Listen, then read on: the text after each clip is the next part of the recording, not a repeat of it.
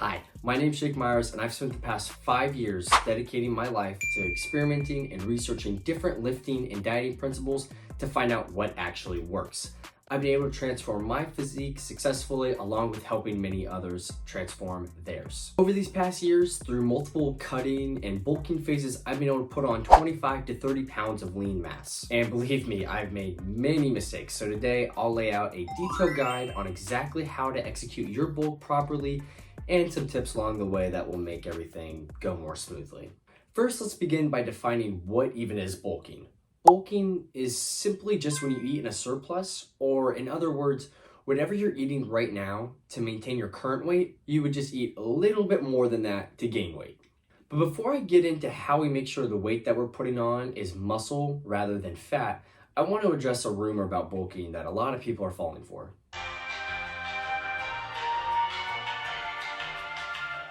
A lot of people all of a sudden are talking about how bulking is vaulted or not useful anymore. I understand why initially some people might think this could be true, but when you really understand muscle protein synthesis and how your body uses energy and protein to build new muscle, it becomes quite clear. Without getting super crazy detailed into the mechanisms of building muscle, let me lay out a couple things for you.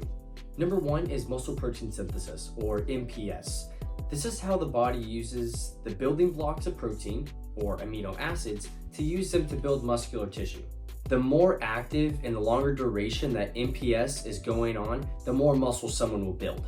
Working out and eating protein dramatically increases MPS for upwards of 24 to 48 hours. So, naturally, some people make the gap that we only need protein and working out and a maintenance amount of calories to build muscle. But here's what they're missing. MPS requires energy, and eating at a maintenance level of calories gives MPS just enough energy to maintain the current amount of muscular tissue. Thus, to increase hypertrophy, we need to provide a surplus of energy to power MPS to build new tissue. Thus, we need more calories.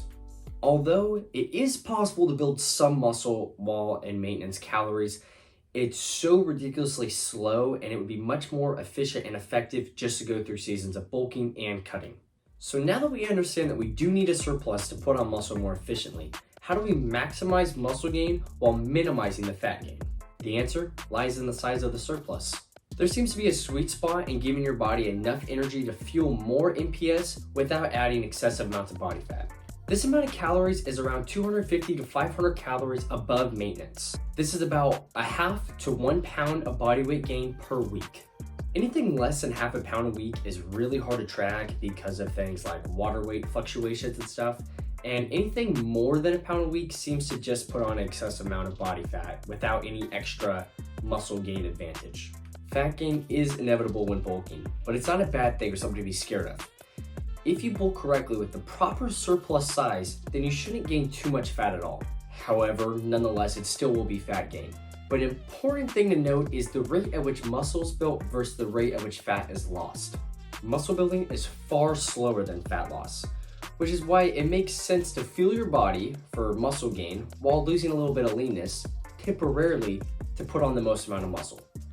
The unwanted fat can be lost right after the bulk, and I have a video in detail exactly how to go about doing that. Now that we know the rate of weight gain plus the size of the caloric surplus, the next question is, does it really matter what we eat as long as we hit the calories? The answer is, it depends.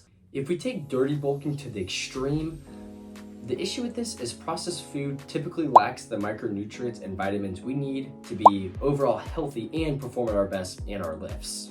It takes a toll on our energy, and some other negative downsides are stomach issues, poor skin health, and this overall crappy feeling that you get when you eat a whole bunch of crap food. But you still can build muscle and at the rate that you want it if you only eat junk food. However, I would not recommend this, especially because of all the negative downsides like I just discussed.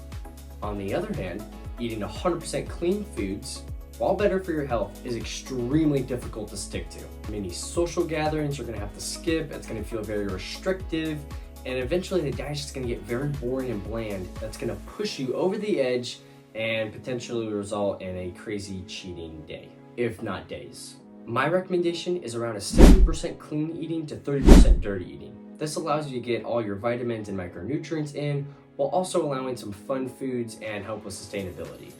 I just want to make this point very clear, just as a reminder. If you hit your calories and if you hit your protein, whether it's 80-20, 60-40, 100-0, it doesn't matter, you will still make the gains that you want to see. A lot of people think that training when cutting versus training when bulking are two completely different things. However, this is not entirely true. You definitely shouldn't switch up your whole program or swap out a whole bunch of exercises, but I do have some training tips specifically for when you're bulking. Number one is to stay consistent in your training. We want to make sure these extra calories and protein goes to building muscle, and this will only be possible if you hit your lifting sessions. Make sure your training program is something that you at least somewhat enjoy and is sustainable. I have plenty of videos discussing exactly how to build a program specifically for you. Number two is to up the volume and intensity. Now, I'm not saying you start doing 30 sets a week, but adding in a set or two and pushing your RIR closer to 0 might be a good idea. Because you have an excess of energy, your muscles might be able to handle more work. And so you want to make sure you get the most out of each of your training sessions and maximize the amount of muscle you can put on during this bulk. Ultimately, what I'm really trying to say is don't start slacking on your training. Take advantage of the extra energy and go get after it. Although this might go against popular opinion, I would still strongly recommend doing cardio while bulking. Now, running a marathon probably isn't a good idea, but simple stuff like walking and continuing playing the sports is a good idea for your overall health, your heart health, and for endurance on those lengthier workout sessions. I recommend on the days that you do cardio, that you eat extra calories so that you maintain your surplus. For example, if I burn 200 calories while playing tennis, I'll eat an extra 200 calories on top of my normal caloric amount to keep the surplus the same. We all know someone like this, or maybe it's even you, who just claim no matter how much they eat, they cannot put on weight. They'll say they're eating something like 6,000 calories a day and somehow are losing weight. There's typically a couple mistakes these people could be making that are causing them not to put on size. Number one is their mentality. I know it sounds corny and cliche, but in your heart, if you genuinely don't believe that you can put on weight, why would you even try? The reality is that there is a number of calories that if you hit, you will gain weight. It probably won't be the small surplus like 250 to 500 calories like I'd recommend for most people, but there is a caloric amount that will eventually cause you to gain weight. Number two is a calorie tracking issue. Most of the time, these people are not really eating 6,000 calories a day, or they're not doing it every single day. The easy fix to this is track your calories more strictly, get a food scale, make sure you're weighing everything out, and then making sure you're doing it for days upon days, weeks upon weeks, and months upon months. Number three is poor training or inconsistent training. For beginners, this is not a problem because you're so sensitive to training that any amount of training, one time a week, is gonna put on some muscle.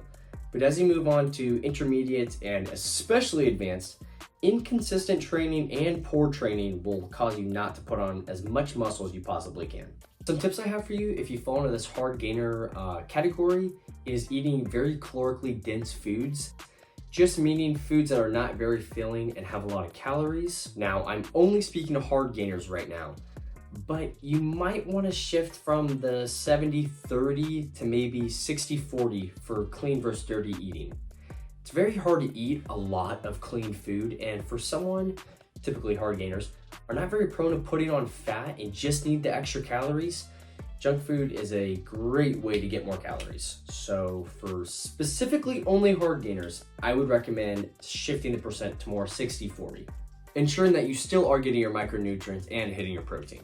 Another recommendation I have, if it's an extreme case, and I'm not a medical doctor, so I can't give out any medical advice, but I would advise you to ask your doctor about appetite enhancers. Some people's physiology makes their body produce less of the appetite hormones, and thus it's really hard to get in a lot of food. From my friends and what I've heard from other people is that these work very well. But again, I'm not a medical doctor. Go talk to your own doctor about it. Thank you guys so much for watching. If you want to watch more videos about how to program and how to lift properly, go check out the other videos on my channel. Go get them gains.